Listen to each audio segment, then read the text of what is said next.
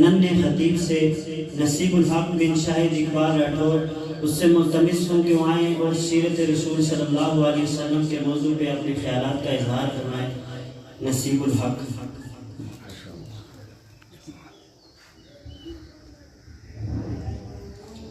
बिस्मिल्लाहिर्रहमानिर्रहीम। मेरे मुसलमान भाइयों, अस्सलामु अलैकुम। मेरा नाम नसीबुल हक राठौर है।